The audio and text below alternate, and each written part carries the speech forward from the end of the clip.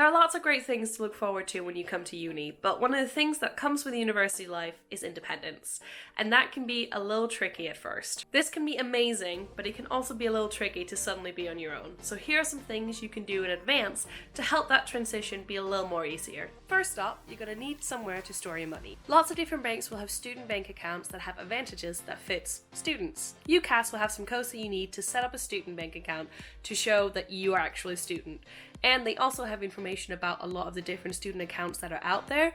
So check your emails for UCAS's emails about that, because it's a really good place to start doing your research about what kind of bank account would be best for you. A lot of students forget about insurance, but since you're moving out, you might not be covered by your parents' insurance anymore.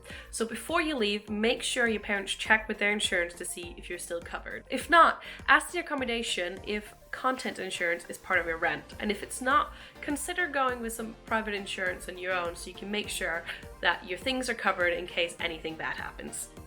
Cooking can be a very daunting task and one that can be very tempting to skip.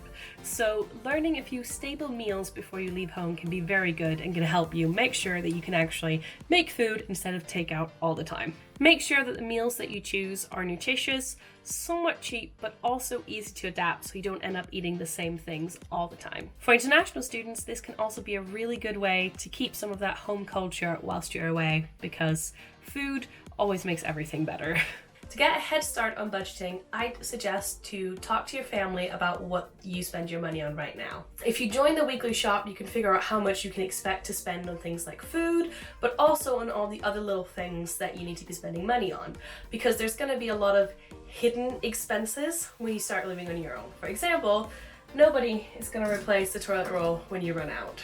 So if you start paying a little bit of attention to what your family spends money on, it'll help you make a more realistic budget once you're on your own. Nobody likes to clean, but it has to be done. And the easiest way to keep your flat from turning into a pigsty is to get into some cleaning habits.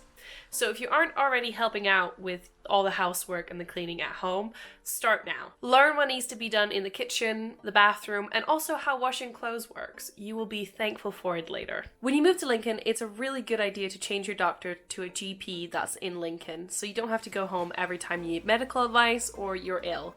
And the university has a GP that you can enroll with. As part of your welcome pack from the uni, you will get a piece of paper that if you fill out and take it to the GP, it'll enroll you there. If you're an international student, I recommend that you get a copy of any medical records you might need, and also any vaccinations you've had. And if you require any prescriptions, make sure you have like a full badge with you, because it can take a little while to get that kind of stuff set up in a new country. So just make sure that you're covered and you have all the information you need for when you change your doctor, because they can't really get any of your records when you're in a new country. Besides the doctors, the uni has a lot of support services available to help you if you ever need help. And it's really a good idea to familiarize yourself with these before you come to uni. They can all be found on the uni's website, and they range from things such as the Wellbeing Center, to academic support at the library, to language centers for international students. And it's just really good to know what kind of help is available to you and where it's available to you before you get in the situation where you might need the help.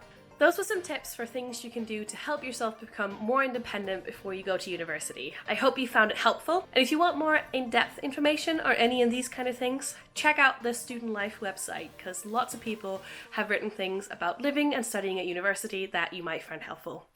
Thank you for watching. Bye!